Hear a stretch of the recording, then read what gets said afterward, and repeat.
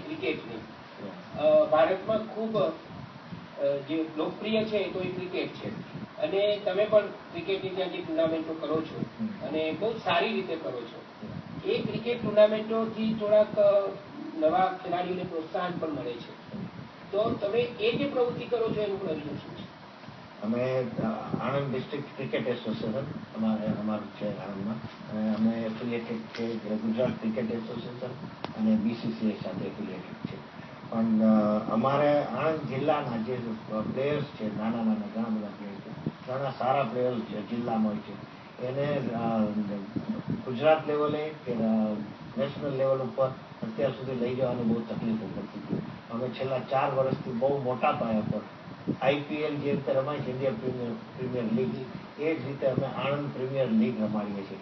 અને હું બહુ કોન્ફિડન્સથી કહું છું કે આખા ગુજરાતમાં અમારા લેવલની આવી પ્રીમિયર લીગ કોઈ રમાતી નથી. બહુ મોટું બજેટ હોય છે અને એમાં ટોટલી અમારો જે અમ્પાયર્સ હોય છે, સ્કોરર્સ હોય છે, એ બધા બીસીસીઆઈમાંથી આવતા હોય. અમારી પછીની કોઈ ઇન્વોલ્વમેન્ટ નથી હોતી. અને એમાં જે પ્લેયર્સ હોય છે એમાં ગુજરાત રણજી પ્લેયર્સ, બરોડા રણજી પ્લેયર્સ, સૌરાષ્ટ્ર રણજીના બધા જ પ્લેયર્સ અમારે ત્યાં રમવા આવતા હોય છે. અને અમારી એપીએલ 1માંથી પ્લેટફોર્મ મળ્યું અસદ પઠાણને, જે અત્યારે રોયલ ચેલેન્જર્સ બેંગ્લોરમાં રમે છે. પછી સમિત ગોહિલ છે અમારે ત્યાં. એવા ઘણા બધા પ્લેયર્સ અત્યારે ગુજરાતની ટીમમાં પણ રમે છે. સલમા વોરા છે. આ છેલ્લા 10 વર્ષથી અમારું ક્રિકેટ એસોસિએશન ચાલે છે અને 4 વર્ષથી અમે એપીએલ આણંદ પ્રીમિયર લીગ શરૂ કરી. એમાં બહુ જ છોકરાઓને પ્લેયર્સને પ્લેટફોર્મ મળી ગયું છે નેશનલ ઉપર. અને જે રીતે તમે આયોજન કરો છો સાતત્યપૂર્વક, એટલે ઇન્ટરનેશનલ લેવલ સુધીના ખેલાડીઓ પણ તમે 100% મળશે. તમે બહુ શોર્ટ ટાઈમમાં જોશો કે અમારા પ્લેયર્સ ઇન્ડિયન ટીમમાં પણ છે. અને આઈપીએલમાં તો 5 થી 6 પ્લેયર્સ આણંદ ડિસ્ટ્રિક્ટના પ્લેયર્સ 100%. એવું થાય તો એનો અર્થ એ છે કે આયોજન પૂર્વક કોઈ પણ કામ કરવામાં આવે તો સફળતા મેળવવી હોય મળતી હોય છે.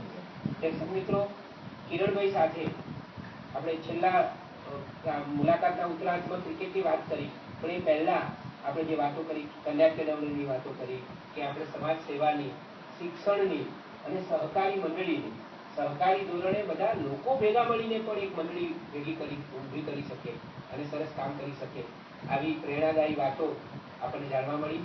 કિરણભાઈ, એક ખૂણામાં બેસીને તમે આટલી બધી સરસ પ્રવૃત્તિઓ કરી રહ્યા છો એ માટે તમને ખૂબ ખૂબ અભિનંદન આપીએ છીએ. અને તમારા પિતાજીએ, તમારા પરિવારે તમારામાં જે સામાજિક દાયિત્વની જે ભાવના મૂકી છે, એ ભાવના ઉત્તર ઘૂંટાતી રહે અને સમાજને એનો ફાયદો મળતો રહે એવી આશા પણ રાખીએ છીએ. અમદાવાદ દૂરદર્શન સ્ટુડિયોમાં આપ આવ્યા, અમારી સાથે આટલી બધી સરસ વાતો કરી, એ માટે અમે આપના ખૂબ ખૂબ આભારી છીએ. Thank you very much.